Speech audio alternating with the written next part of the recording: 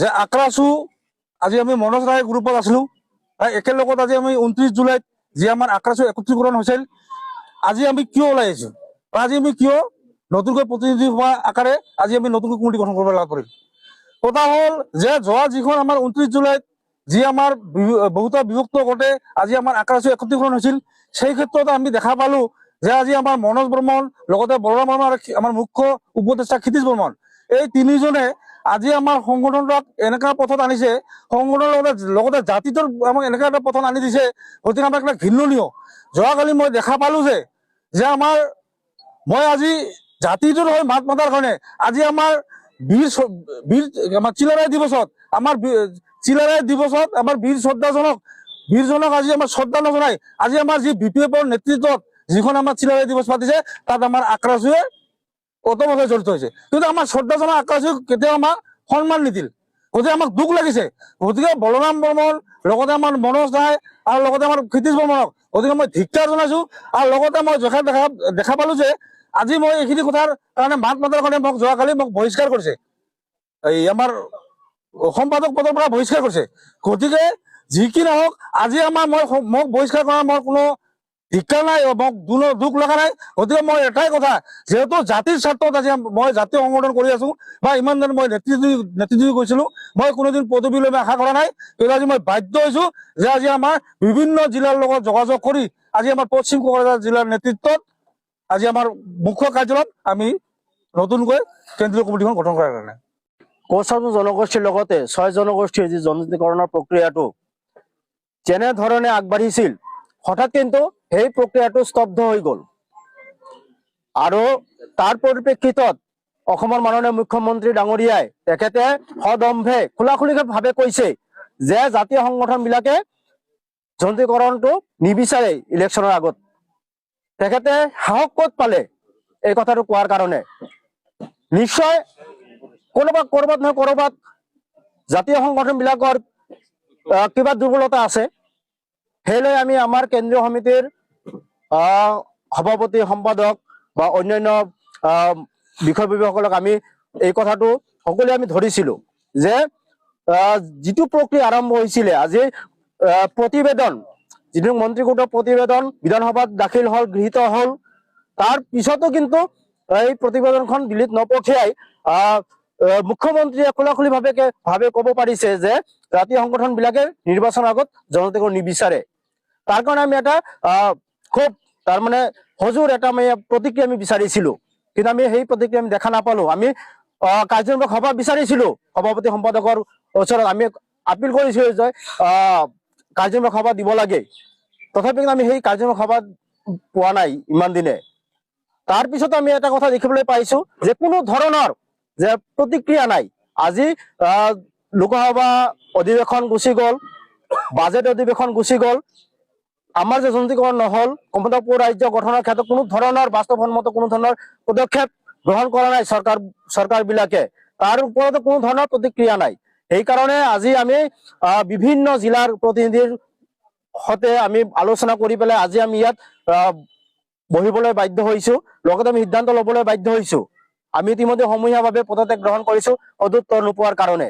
আজি আমি যিহেতু আমি সংগ্ৰামী, আমি কৰ্মী, আমি সংগ্ৰামী কৰি যাব লাগিব, জাতিটোক আগবঢ়াই লৈ যোৱাৰ আমাৰ এটা বুকুত এটা ইচ্ছা আছে, মনত এটা ইচ্ছা আছে। আমি সকলোৱে জাতিটোৱে বিচাৰিছিলে, বহু আকাংক্ষাৰ বিচাৰি যোৱা 25 সংখ্যক যি আমাৰ প্ৰতিষ্ঠা দিৱস হল, সেই প্ৰতিষ্ঠা দিৱস আমি কিন্তু একত্ৰীকৰণ হৈছো, বিভিন্ন গোট আহি একত্ৰীকৰণ হৈছো। তাতে আমাৰ এটা আকাংক্ষা আছিলে যে নিশ্চয় এইবাৰ আন্দোলন জোৰদাৰ হব, লগতে আমাৰ যি ন্যায্য প্ৰাপ্য আমি আজৰি আনিবলৈ আমি সক্ষম হম।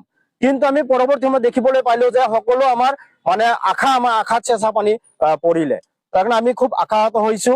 লগতে বিভিন্ন সময়ত আমি আমাৰ সভাপতি সম্পাদক বা মুখ্য উপদেষ্টা তেওঁলোকৰ যি ব্যক্তিগত যি নেকি তেওঁলোকৰ গতিবিধি, সেই গতিবিধিৰ ওপৰত আমাৰ সন্দেহ হৈছে।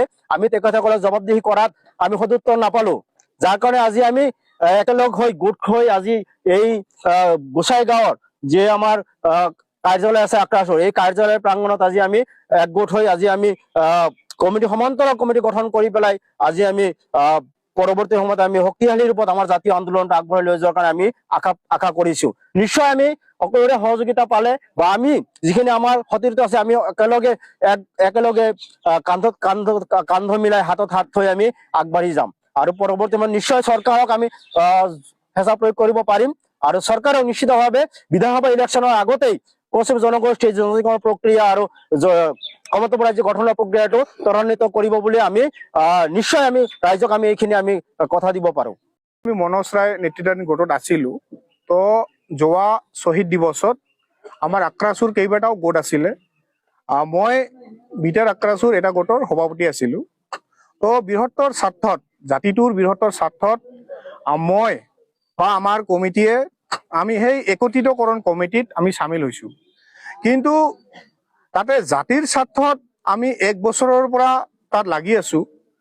যিটো নেকি জাতিৰ বা আক্ৰাচুৰ যিটো মেইন দাবী, পৃথক কমতাপুৰ আৰু জনজাতিকৰণ, এই দাবীটোত আমাৰ যিখন একত্ৰিতকৰণ কমিটি বা আমাৰ সভাপতি সম্পাদকে কৰবাত মানে বেলেগ ফালে বস্তুটো লৈ গৈছে। গতিকে তাৰ প্ৰতিবাদ আমি কৰিছো, তাত আমি কথাখিনি কৈছো। কিন্তু যিটো তেওঁলোকৰ পজিটিভ সঁহাৰি বা জাতিটোৰ প্ৰতি যি দায়বদ্ধতা, জাতিৰ যি মানে জনগোষ্ঠীটোৰ জনজাতিকৰণ বা কমতাপুৰ, এই ইস্যুটো আমাৰ কৰবাত পিছ পৰি থাকিল। গতিকে তাৰ পৰিপ্ৰেক্ষিতত আমি যোৱাকালি গোটেই আমাৰ কেন্দ্ৰীয় সমিতিৰ বিষয়ববীয়া বা আপোনালোকে দেখিছে ইয়াত মেক্সিমাম আমাৰ জিলা সমিতিকে ধৰি বিভিন্ন জিলা আহিছে। গতিকে আমি আলোচনা বিলোচনাৰ মাধ্যমত আমি তাত সমূহীয়াভাৱে পদত্যাগ কৰি আজি আমি এখন সমান্তৰালভাৱে এখন কমিটি গঠন কৰিছো। আৰু আমি আজিৰ এই মানে প্ৰেছ মিটৰ জৰিয়তে আমি তেওঁলোকক কম যে যদি আপোনালোকে জাতিৰ স্বাৰ্থত কাম কৰিব বিচাৰে, আজি একত্ৰিতকৰণ নামত যিটো ঢোকঢাল বজাইছে যে আজিৰ তাৰিখতে কিন্তু আমাৰ আক্ৰাচুৰ একত্ৰিতকৰণ কোনো পথে ফুলফিল হোৱা নাই। আজিৰ তাৰিখলৈকে আপোনালোকে নিশ্চয় মিডিয়াৰ মানুহ আপোনালোকে জানে যে দীপেন গড় এটা আছে আৰু আমাৰ ইয়াত এটা প্ৰদীপ গড় আছে, এনে আনডিভাইডেড গোৱালপাৰা ডিষ্ট্ৰিক্ট ৰাতুল গড় আছে, মধ্য অসমতা আছে। আমি এই কথাবিলাক বাৰম্বাৰভাৱে কৈছো যে আমি জাতিটোৰ স্বাৰ্থত আমি একত্ৰিতকৰণত যিটো মানে খামখেয়ালিৰ জৰিয়তে একত্ৰিতকৰণ হল, আমি চবকে মাতি পেলাই জাতিটোৰ স্বাৰ্থত আমি একত্ৰিতকৰণ আকৌ হ'ব লাগে, যে যাতে আমাৰ মাজত আক্ৰাচুৰ মাজত ডিভাইড এণ্ড পলিচিটো নাথাকে। গতিকে এই বস্তুবিলাক কেতিয়াও মানে কাৰ্যকাৰী নহয়। গতিকে আমি তো ছাত্ৰ সংগঠন কৰি আছো ইমান দিনে, গতিকে আমিতো এতিয়া না আগাব পাৰো নে পিছুৱাব পাৰো, যে জাতিটোৰ স্বাৰ্থত আমি মাতিব লাগিব। গতিকে আমি তেওঁলোকক আশা কৰিম যাতে খুব কম দিনৰ ভিতৰত, যিটো আমাৰ আহ্বায়ক কমিটি আছিল ইউনিফিকেশ্যন কমিটি, তেওঁলোকে খুব কম দিনৰ ভিতৰত তেওঁলোকে এখন মিটিং মাতক, প্ৰত্যেকটা গোটক আকৌ কিয় ভাগ হ'ল মাতি পেলাই একত্ৰিতকৰণ কৰক, তাত আমি 100% সহযোগ কৰিম। ইয়াত মেক্সিমাম আমাৰ BTRৰ 4খন জিলা আছে। তাৰপিছত ইফালে আপোনাৰ বঙাইগাঁৱৰ পৰা, ধুবুৰীৰ পৰা, শিৱসাগৰৰ পৰা গোটেইকেইখন জিলাই মেক্সিমাম আছে।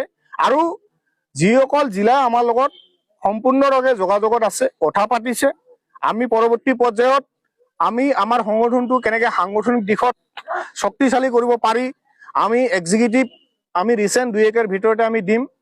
দি পেলাই আমাৰ যি জিলা কমিটি, আঞ্চলিক কমিটি, যি আক্ৰাচুৰ যি চাৰিতৰফীয়া, এইটো আমি ফুলফিল কৰিম। কোচ ৰাজবংশী জনগোষ্ঠীটোৰ দীৰ্ঘদিনীয়া দাবী পৃথক কমতাপুৰ আৰু জনজাতিকৰণ, এই দাবীৰ ক্ষেত্ৰত আমাৰ এখন আক্ৰাচু কমিটি আছে। আৰু আজি আমি মেক্সিমাম জিলা কমিটিৰ উপস্থিতিত আমি এখন আজি 31জনীয়া এখন আক্ৰাচুৰ পূৰ্ণাংগ কমিটি বনাওঁ। আৰু এই কমিটিখনে আমাৰ যি জনগোষ্ঠীটোৰ যি দীৰ্ঘদিনীয়া দাবী পৃথক কমতাপুৰ জনজাতিকৰণ, এই দাবীটোক আমি আগুৱাই লৈ যাম। হয়, আমি কোনটো জিলা মানে